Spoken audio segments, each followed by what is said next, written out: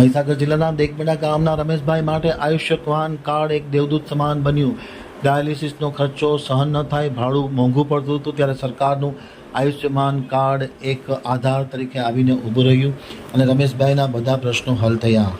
મહીસાગર જિલ્લાના દેગબડા ગામના રમેશભાઈ માટે આયુષ્યમાન કાર્ડ કપરા સમયમાં દેવદૂત બનીને આવ્યું હતું। ડાયાલિસિસનો બોજ બન્યો હળવો।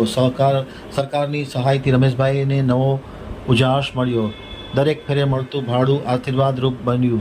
મહીસાગર જિલ્લાના ખાનપુર તાલુકાના નાનકડા ગામ એવા દેગબડાના માલીવાડ રમેશભાઈ હીરાભાઈ છેલ્લા 3 વર્ષથી એક યુદ્ધ લડી રહ્યા હતા। કિડનીની ગંભીર બીમારી સામે તેમને ટકવું મુશ્કેલ હતું। ડાયાલિસિસ કરાવવું પડે હતું। ડાયાલિસિસ આર્થિક રીતે ખૂબ જ પરવડે તેવું હતું નહીં, ત્યારે અઠવાડિયામાં 3 વખત લુણાવાડા જનરલ હોસ્પિટલ સુધીની મુસાફરીને સારવારનો ખર્ચ આ ગરીબ પરિવાર માટે એક બોજ બની ગયો હતો। ત્યારે આયુષ્યમાન કાર્ડ કઢાવી અને આયુષ્યમાન કાર્ડ ઉપર તેમને ડાયાલિસિસ વિનામૂલ્યે થઈ શક્યું હતું અને આયુષ્યમાન કાર્ડના કારણે તેની પરિસ્થિતિ જે હતી તેમાં પણ તેમને રાહત થઈ અને તે કિડનીના ડાયાલિસિસ માટે એક તાકાતવાન બન્યું હતું। રમેશભાઈને દરેક ડાયાલિસિસની મુલાકાત માટે 300 રૂપિયાનું ભાડું મળવાનું શરૂ થયું છે।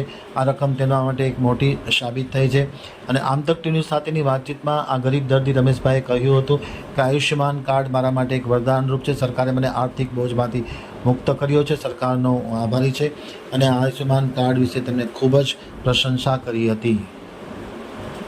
મારું નામ છે રમેશભાઈ હીરાભાઈ, ગામ દેગમડા, મહીસાગર જિલ્લો છે, તાલુકો ખાનપુર છે।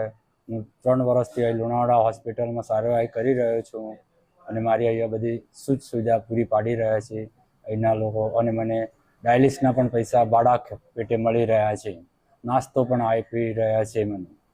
મારી બધી સેવા સારી થઈ રહી છે। ખાનજી હોસ્પિટલમાં હું ગયો તો મારે 1 થી 1.5 લાખ રૂપિયા ખર્ચો થયો। હું આયુષ્યમાન કાર્ડથી અત્યારે સેવા લઈ રહ્યો છું એક સરકારી હોસ્પિટલના અંદર, એની મારે પૈસા પણ બચી ગયા અને મારો કોઈ ખર્ચો થયો નહીં। અઠવાડિયામાં 3 વાર આવું છું ડાયાલિસિસ કરવા માટે। સારવાર પણ મને સારી આપવામાં આવે છે। અહીંના લોકો પણ બહુ સારા છે અને સારી સેવા કરી રહ્યા છે। આયુષ્યમાન કાર્ડથી મને લાભ આપવામાં આવે છે એનો સરકારનો ખૂબ ખૂબ આભાર છે।